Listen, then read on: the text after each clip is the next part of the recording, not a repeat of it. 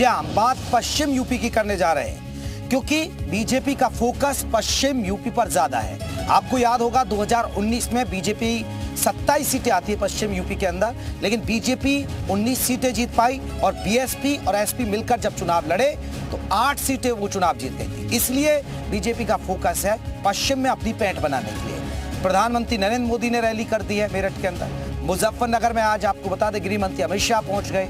आपको बता दें उन्होंने मुरादाबाद का भी दौरा किया, जहां रामपुर से सड़े मुरादाबाद वो पहुंचे, जहां से आप ये शो देख रहे हैं। इससे पहले लगातार सीएम योगी सहारनपुर, मेरठ और तमाम जिलों में पश्चिम के में वहां पर प्रबुद्ध वर्ग सम्मेलन को संबोधित कर चुके हैं। अब सवाल है कि बीजेपी की जो नजर है वो पश्चिम में मजबूती है। गृह मंत्री अमित शाह ने यहां राम मंदिर का मुद्दा उठाया, गन्ना किसानों का मुद्दा उठाया, शुगर मिलें कैसे बंद की जाती थी उसका मुद्दा उठाया। आज इसी पर हम चर्चा करेंगे। पहले आप रिपोर्ट देखिएगा, फिर हमारे साथ कई खास मेहमान जुड़ेंगे। पश्चिमी यूपी से शाह का शंखनाद। 400 पार करनी है या नहीं करनी है? 14 की 14 सीटों पर सपा का सुपड़ा साफ करना है या नहीं करना है? किसानों की धरती से प्रचार को धार। गन्ने के लिए राष्ट्रीय नीति बनाकर ढेर सारे बदलाव किए। राम मंदिर के बहाने साधा निशाना। 370 को लेकर विरोधियों पर वार। जोर से बोलो, कश्मीर हमारा है या नहीं है? धारा 370 हटनी चाहिए थी या नहीं हटनी चाहिए थी?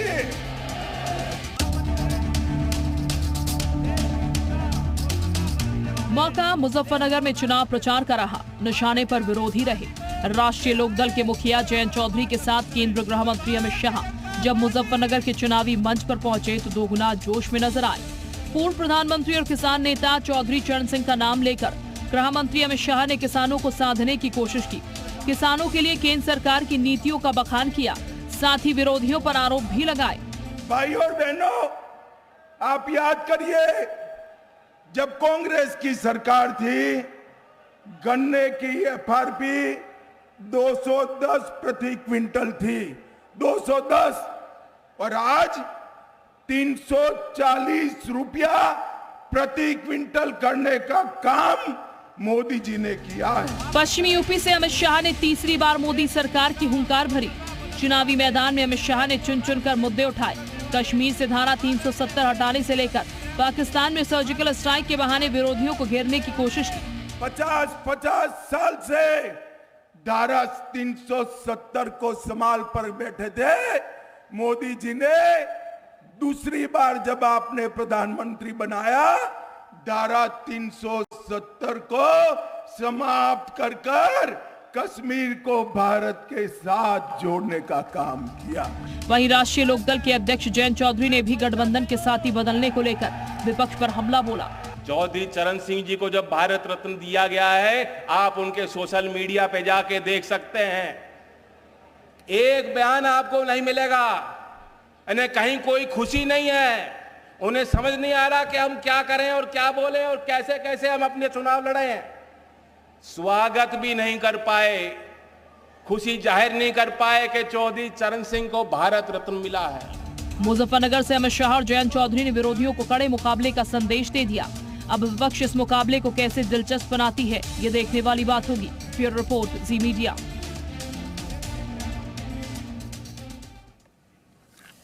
तो आपने रिपोर्ट देखी। आज गृह मंत्री अमित शाह आपको बता दें पश्चिमी यूपी में थे। मुजफ्फरनगर में उन्होंने चुनावी जनसभा को संबोधित किया और विपक्ष को टारगेट किया, राम मंदिर का मुद्दा उठाया। तो बीजेपी की कोशिश यही है कि जो पश्चिम की सीटें हारे थे वो आरएलडी के साथ मिलकर लड़ ले। लेकिन इस बार मुद्दे क्या है, सवाल क्या है, पहले हम आपको बता दें। यूपी के अंदर चाणक्य की एंट्री हो चुकी है, विरोधी कैसे निपटेंगे, बहुत महत्वपूर्ण सवाल है। क्योंकि प्रधानमंत्री नरेंद्र मोदी तो आ चुके हैं, लगातार सीएम योगी भी चुनाव दौरा कर रहे हैं। अब गृह मंत्री अमित शाह, जिन्हें उन्हें बीजेपी का चाणक्य कहा जाता है, उनसे विरोधी कैसे निपटेंगे। हमारा दूसरा महत्वपूर्ण सवाल है, बीजेपी संग जयंत, जीत होगी प्रचंड, एक महत्वपूर्ण सवाल है। क्योंकि आरएलडी और बीजेपी अब पश्चिम में आ गए तो क्या उसका असर होगा चुनाव में, ये देखना बड़ा दिलचस्प होगा। तीसरा महत्वपूर्ण सवाल, गन्ना बेल्ट में कौन चखेगा जीत का स्वाद। एक बड़ी बात है क्योंकि जिस तरह हमने जिक्र किया 19 सीटें बीजेपी जीती थी, 4 बीएसपी और सपा जीते थे, यानी 8 सीटें आपको बता दें कि यूपी में डीएसपी और सपा का जब गठबंधन था 2019 में, वो जीत गए थे। अब क्या हालात है, इस पर भी बात होगी। माफिया मंदिर का मुद्दा विपक्ष को नुकसान पहुंचाएगा, क्योंकि वो कह रहे हैं कि हमने माफिया खत्म किए, गुंडागर्दी खत्म की।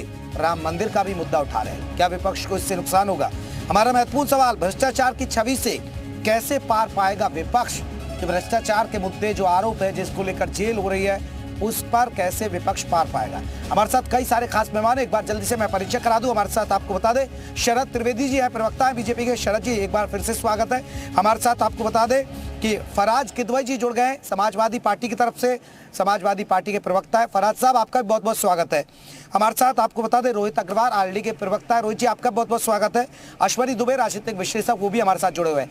सर, एक महत्वपूर्ण सवाल फराज किदवई जी आपसे, पश्चिम यूपी को साथ देने के लिए बीजेपी ने पूरी ताकत लगा दी है, जयंत चौधरी पहले से ही साथ है, और विपक्ष कहां खड़ा है? सर, गृह मंत्री अमित शाह की भी एंट्री हो गई है, जिन्हें बीजेपी का चाणक्य कहा जाता है। जयप्रकाश जी, सबसे पहले तो मैं आपको भ्रष्टाचार के सवाल पर जवाब दे दूं। आपने जनार्दन रेड्डी का नाम तो सुना ही होगा। ये वही जनार्दन रेड्डी हैं जिनको भी माइनिंग माफिया कहा जाता था और जिनके ऊपर भ्रष्टाचार के तमाम केसेस चल रहे थे और सीबीआई ने 9 केसेस इनके ऊपर चलाए थे। ये वही जनार्दन रेड्डी हैं जिनको माननीय सुप्रीम कोर्ट ने कहा था कि आप बेल्लारी के आसपास नजर नहीं आएंगे, और उन्हीं जनार्दन रेड्डी को भारतीय जनता पार्टी अपने गोद में बैठा लेती है। नवीन जिंदल जी का भी आपने नाम सुना होगा। नवीन जिंदल जी को कोयले घोटाले का बड़ा आरोपी बताती थी भारतीय जनता पार्टी, और ठीक 1 घंटे पहले नवीन जिंदल जी पार्टी ज्वाइन करते हैं और उनको वॉशिंग मशीन में साफ करके उनको टिकट दे दिया जाता है कुरुक्षेत्र से। मुझे लगता है कि भारतीय जनता पार्टी की नजर में आदर्श घोटाला कोई घोटाला था ही नहीं। अरे साहब, जिस पार्टी ने, जिस सरकार ने एसबीआई जैसे बैंक की क्रेडिबिलिटी, सर ये तो कह रहे कि इनको क्लीन चिट मिल चुकी है। सर, इनको तो ये कह रहे कि इनको तो क्लीन चिट मिल चुकी है और कुछ के केस चल रहे हैं सर। अरे साहब, अरे देखिए, बड़े से बड़ा आप क्राइम कर लीजिए, बड़े से बड़ा भ्रष्टाचार कर लीजिए, बड़े से बड़ा घोटाला कर लीजिए। में आते सर, पश्चिम यूपी में आप कहां खड़े सर? सर, पश्चिम यूपी में कहां खड़े सर? अरे पहले यूपी में कहां खड़े? आप तो सीटें बदल रहे हैं, कभी बागपत, कभी मेरठ। सर, कहां खड़े आप? जयप्रकाश जी, मैंने तो पश्चिम यूपी का पूछा था, मैं भ्रष्टाचार पे आऊंगा। मैं ये बोल रहा हूं कि अभी जो है वो माननीय होम मिनिस्टर साहब अभी बात कर रहे थे किसानों की। अरे साहब, जो सरकार किसानों का पूरा बजट भी ना यूटिलाइज कर पाए। आपको पता है कि इन्होंने 2022-23 में 1.25 लाख करोड़ का जो कृषि का बजट था, उसमें 21,005 करोड़ का बजट इन्होंने सरेंडर कर दिया। फर्टिलाइजर सब्सिडी जो 0.8% यूपीए ऑफ द जीडीपी हुआ करती थी यूपीए 2 के कॉल में, वो इन्होंने घटा करके 0.5% कर दी। एग्रीकल्चरल फराज साहब ये तो कह रहे हैं कि देखिए, जब समाजवादी पार्टी का राज था, फराज साहब, इन्होंने कहा कि गन्ना के रेट थे 210, आज हम 340 से भी ज्यादा रेट दे रहे हैं। ये कहते हैं शुगर मिलों पर करोड़ों बकाया था किसानों का, आज हमने वो लौटा दिया। मेजर फूड ग्रेन्स में यूपीए की सरकार जब 2003-04 में थी तो एमएसपी बढ़ी थी करीब 8.5-9% के आसपास, और वही एनडीए के पिछले 10 साल के शासनकाल में ये जो एमएसपी बढ़ी है वो बढ़ी है 5%। भारतीय जनता पार्टी भ्रष्टाचारी जुमला पार्टी जो है वो किसानों के साथ सिर्फ धोखा करने का काम करती है, किसानों को छलने का काम करती है। आप ये बताइए कि माननीय प्रधानमंत्री, ठीक है शरद साहब जवाब दीजिएगा, किसानों के साथ आप लोगों ने छलावा किया? देखिए, फराज किदवई जी कह रहे हैं कि किसानों के साथ छलावा किया आप लोगों ने। शर्मा जी, पहले तो मैं ये बता दूं कि जैसे वो भ्रष्टाचार की बात कर रहे हैं, मैं सरकारी बात कर रहा हूं, मैं जनता की बात नहीं कर रहा हूं। सरकार ने 12 करोड़ का कल्चरल सेंटर उत्तर प्रदेश सरकार ने आजम खान साहब की यूनिवर्सिटी में बनाया था, और उनको उनकी जो बेगम है, उन्होंने वहां पे हमसफर रिजॉर्ट खोला जो सरकारी जमीन पे खोला है। ये भ्रष्टाचार जिनके महान नेता अतीक अहमद साहब ने यहाँ पे नोएडा में जो चेयरमैन नोएडा अथॉरिटी, उनको पीटा था, तो जिन्होंने इतिहास बनाया, अतीक अहमद, मुख्तार अंसारी, आजम खान, जितने डॉन थे वो सब समाजवादी पार्टी में थे। तो ये एक जो रिफ्यूजी कैंप था समाजवादी पार्टी में डाकुओं के लिए, और जो ये बता रहे हैं गन्ना किसान का, मैं आपको बता दूं 2,53,000 करोड़ 2,43,000 करोड़ भारतीय जनता पार्टी की सरकार ने पिछले 7 साल में गन्ना किसानों का भुगतान किया और ये निरंतर चल रहा है। आज गन्ना किसान किसी चौराहे पे नहीं बैठा है, इनके कार्यकाल में हर चौराहे पे गन्ना किसान बैठता था। ये और बता दें कि साहब जिस तरह चौधरी चरण सिंह साहब का रोकने की कोशिश की गई कि उनको भारत रत्न ना दिया जाए, माननीय मुलायम सिंह जी तो खुद केंद्र सरकार में रक्षा मंत्री थे, वो दिलवा सकते तो। ठीक है, मैं फराज किदवई जी से इस पर, अच्छा रुके शरद साहब, मैं फराज जी से इस पर रिएक्शन लूंगा, लेकिन देखिए आरएलडी के प्रवक्ता भी जुड़े हैं, रोहित अग्रवाल जी, एक बहुत महत्वपूर्ण सवाल, क्योंकि किसानों की बात हो रही है, किसानों के मुद्दे पर आप बीजेपी के साथ खड़े हो गए, लेकिन यहाँ हो रही है गन्ना बेल्ट की, गन्ना किसानों को क्या मिला, क्या वाकई में स्थिति बदली है, क्या वाकई में चीजें बदली हैं? अब इन्होंने कहा कि देखिए शुगर मिलों पर करोड़ों बकाया होता था, गन्ना के रेट क्या थे, खुद गृह मंत्री अमित शाह जब मुजफ्फरनगर दौरे पर रहे आज तो उन्होंने इस बात का जिक्र किया। क्या स्थिति बदली है, और बदली है तो बताइए समाजवादी पार्टी को फिर आप। रोहित अग्रवाल जी, देखिए समाजवादी पार्टी चुनाव लड़ कहां रही है, समाजवादी पार्टी एग्जिस्ट कहां करती है आ रहे हैं। आप मुझे ये बताइए कि बिना किसानों के वोट के क्या हम जीत जाएंगे? भाई 4 जून कोई बहुत दूर तो है नहीं, 4 जून हमने कहा है 400 पार, तो 4 जून तो आ रहा है और ये बिल्कुल साफ है कि किसानों को जो ठगने का काम करते थे समाजवादी पार्टी वाले, जो 42,000 करोड़ रुपए का 2017 में जब गए थे ये, तो जो कर्जा छोड़ के गए थे गन्ना किसानों का, उसको पाटने का काम किसने किया? उसको पाटने का काम एनडीए ने किया है, भारतीय जनता पार्टी की सरकार ने किया है। तो ऐसी स्थिति में समाजवादी पार्टी वाले किस मुंह से ये बात करते हैं कि साहब उन्होंने किसानों के हित में काम किया है, और किसानों की गन्ना मिलों को तो बेचने का काम समाजवादी पार्टी ने किया। इनके कार्यकाल के अंदर 14 गन्ना मिलें बंद हो गई थी, इनके कार्यकाल के अंदर तो मिलों को बेचने की प्रक्रिया की जा रही थी, इनके कार्यकाल के अंदर तो किसानों को निरंतर ये 3-3 साल का बकाया था। आज मुझे बताइए ना कि गन्ना किसान का अगर 700-800 करोड़ रुपए का बकाया है तो उसके ऊपर ये अपना छाती पीट रहे हैं। ये चाहते हैं कि किसान हमेशा गरीब बना रहे, ये चाहते हैं किसान हमेशा भूख से तड़पता रहे। आज भारतीय जनता पार्टी जब 80 करोड़ गरीबों को फराज के वजह देखिए अभी कुछ महीने पहले आपको छोड़ के गए ये लोग, आपको आईना दिखा रहे हैं, आपको आईना दिखा दिया रोहित अग्रवाल जी ने, आपको बता दिया कि क्या स्थिति महीना चल रहा है, क्या रमजान का महीना चल रहा है, दिल पे हाथ रख के ये बता दें कि 80 करोड़ गरीबों को अगर राशन देना पुण्य का काम नहीं है, अच्छा काम नहीं है, तो क्या 80 करोड़ लोगों को भूखा रखना पुण्य का काम है? मुझे फराज भाई दिल पे हाथ रख के बता दे, बहुत अच्छे व्यक्ति है, रमजान का महीना। ठीक है फराज जी जवाब दीजिए। फराज भाई ठीक है, मैं जो हूँ, सुनिए, अब सुनिए, मैं दिल पर हाथ रख के, हमारे छोटे भाई रोहित भाई, मैं दिल पर हाथ रख करके बोल रहा हूं कि रोहित भाई आपने रमजान का नाम ले लिया है, कहीं गठबंधन ना तोड़ दे भारतीय जनता पार्टी आपसे नहीं, क्योंकि भारतीय जनता पार्टी जिस तरह से नफरत करती है एक समुदाय से, मतलब आपने ये बहुत बड़ा रिस्क ले लिया है रोहित भाई। कहीं ऐसा ना हो, लेटर आ रहा हो अभी, लेटर आ रहा हो केंद्रीय नेतृत्व से कि तुमने रमजान का नाम ले लिया, भैया हमारा गठबंधन टूटा, ये बहुत बड़ा रिस्क ले लिया जयप्रकाश जी इन्होंने। और दूसरी बात, रोहित भाई को किसानों की अब याद आ रही है, अरे इनको ये सारी यादें अब आ रही हैं कि साहब यूपीए की सरकार ने किसानों के साथ गलत किया, समाजवादी पार्टी ने गलत किया। अरे गलत किया तो जब राज्यसभा में एमपी हमारे रहमो करम पे बने थे, उससे पहले छोड़ करके क्यों नहीं चले गए? सारी बातें अब याद आ रही है आपको। दूसरी बात मैं जयप्रकाश जी आपको बता दूं, दूसरी बात मैं बता दूं आपको, एक मिनट देखिए रोहित भाई आपके बीच में मैंने नहीं बोला, आपके बीच में मैं नहीं बोला, इसलिए प्लीज डिबेट का डेकोरम बनाए रखिए और आप अपने टर्म पर बोलिएगा। जयप्रकाश जी ऐसे डिबेट नहीं होती है, जयप्रकाश जी ऐसे अगर ये मुझे नहीं बोलने देंगे तो फिर मैं भी नहीं रोहित जी जवाब दीजिए, दर्शकों को भी कोई फायदा नहीं होगा। अपने टर्न में अपनी बात रखने दीजिए। जयप्रकाश जी ऐसे डिबेट डिरेल हो जाएगी। जयप्रकाश जी इनसे कहिए कि चुप रहेंगे। ठीक है रोहित जी, अरे अब जवाब दीजिए ना, अब जवाब दीजिए। हो गए वो, चुप हो गए रोहित अग्रवाल चुप हो गए। दूसरी बात देखिए, किसानों की ये बात कर रहे हैं, किसानी पर एक पार्लियामेंट्री कमेटी बनी थी जिसके अध्यक्ष थे पीसी गद्दीगोदर जी, और ये समाजवादी पार्टी के एमपी नहीं थे, ये भारतीय जनता पार्टी के एमपी थे। और उन्होंने जब अपनी रिपोर्ट पार्लियामेंट में पेश की तो उन्होंने कहा कि जो प्रधानमंत्री जी ने झूठा वादा किया था कि हम 2022 में किसानों की आय दुगनी कर देंगे, ये अभी पॉसिबल नहीं है। ये देखिए, ये किसानों की बात हो गई। फराज साहब, किसानों की ये बात हो गई, मैं बात करूंगा अब सर। फराज साहब मैं लौटूंगा, पहले राजनीतिक विश्लेषक है हमारे साथ, उनसे एक रिएक्शन ले लूं। फराज साहब फिर पूछूंगा आपसे, क्योंकि ये कहते हैं कि आपको कर्फ्यू चाहिए या कांवड़ यात्रा, ये कहते हैं कि दंगा पलायन ये पश्चिमी यूपी की पहचान थी, अब वहां स्थिति क्या है, इस पर बात हो रही है सर। लेकिन एक राजनीतिक विश्लेषक भी हमारे साथ जुड़े हैं, उनसे मैं एक जवाब ले लेता हूँ। राजनीतिक विश्लेषक हमारे साथ जुड़े हैं सर, मैं आपसे पूछ लेता हूँ। अश्वनी दुबे जी, एक रिएक्शन आपसे, पश्चिमी यूपी की स्थिति, क्योंकि गृह मंत्री ताकत लगा चुके हैं, अब योगी जी लगा रहे हैं और प्रधानमंत्री नरेंद्र मोदी भी लगातार वहां रैली कर रहे हैं, मेरठ में कर चुके हैं।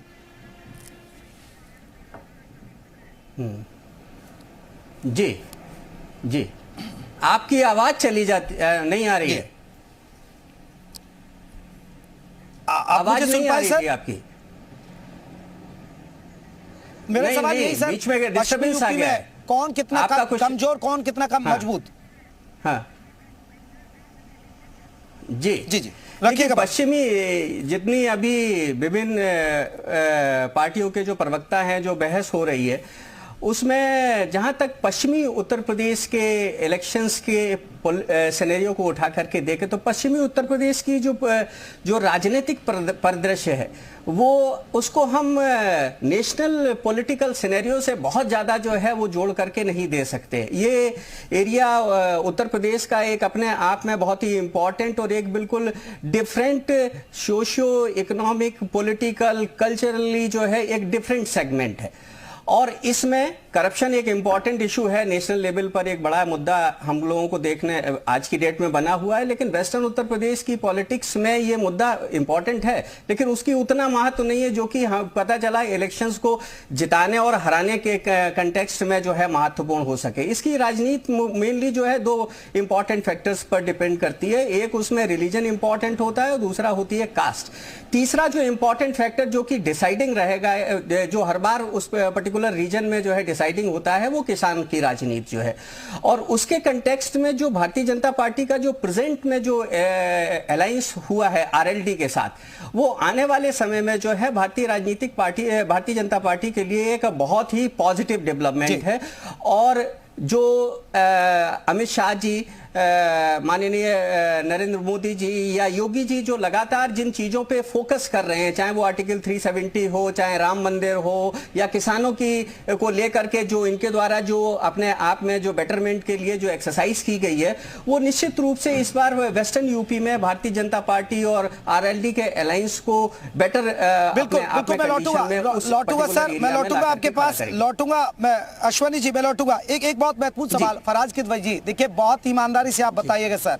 सीएम योगी भी इस बात का जिक्र कर रहे हैं, वो कहते हैं कि 2017 से पहले शाम को थानों में ताले लग जाते थे, अब अपराधी हैं खुद सरेंडर कर रहे हैं, अपनी जमानत तोड़वा रहे हैं, कह रहे हैं कि हमको जेल में रहने दीजिए, अब यूपी अपराध मुक्त हो रहा है, ये सीएम योगी कह रहे हैं। पहले दंगे होते थे सर, पलायन होता था पश्चिमी यूपी में, अब वो कहते हैं कि देखिए इनको आपको कर्फ्यू चाहिए या कांवड़ यात्रा चाहिए, आप खुद बताइए। जहां रामपुर से मैं यूपी मांगे उत्तर कर रहा हूं, वहां कितनी तानाशाही होती थी, यहाँ के लोग कहते हैं सर अब आप नहीं मानेंगे कि वाकई में बदलाव हुआ लॉ एंड ऑर्डर में और जनता इसलिए इनके साथ जा रही है। अब फराज किदवई जी।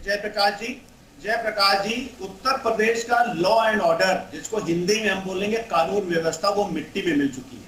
वो मैं इसलिए बोल रहा हूं कि भारतीय जनता पार्टी राम दुलार गौड़ की वो पार्टी है जो कि इनके विधायक थे और एक नाबालिग बच्ची के साथ रेप करने के बाद ये सजा याफ्ता मुजरिम है। देखिए उत्तर प्रदेश में एनसीआरबी का अगर आप डेटा देखिएगा तो उसमें पेज नंबर 33 खोलिएगा, जिसमें 2022 में कुल कितने राइट्स हुए हैं ये जयप्रकाश जी आपको पता चल जाएगा। दूसरी बात, एनसीआरबी के हिसाब से मैं देखिए क्या है ना कि आप अपने मुंह से मैं ये बोल दूं कि साहब बहुत ज्यादा लॉ एंड ऑर्डर खराब है, आप बोल दें कि नहीं साहब बहुत अच्छा है, लेकिन जब तक के फैक्ट्स एंड फिगर्स सरकार के द्वारा, मैं अपना तो कुछ बोल ही नहीं रहा हूं, एनसीआरबी के हिसाब से उत्तर प्रदेश में आप ये देखिए कि 3690 बलात्कार हुए और नंबर 3 पर पूरे देश में उत्तर प्रदेश था। प्रतिदिन 40 महिलाओं का अपहरण हुआ। दंगे, पलायन, गुंडागर्दी कब हुई या नहीं हुई? सर मेरा इतना सा सवाल है, जो सीएम योगी कह रहे हैं, जो बीजेपी नेता कह रहे हैं, ये बता दीजिए, दंगे, पलायन, गुंडागर्दी, माफियागिरी ये खत्म हुई या नहीं? क्योंकि आप तो मातम मनाते। बढ़ गई है माफिया। शरद त्रिवेदी जी, बढ़ रही है। फराज किदवई कह रहे हैं कि गुंडागर्दी बढ़ी है, आपके मैं नहीं कह रहा हूं, एनसीआरबी कह रहा है सर, ये सब रुक गया। एनसीआरबी कह रहा है, मैं नहीं बोल रहा हूं। ठीक है, जवाब ले लेता हूं फराज।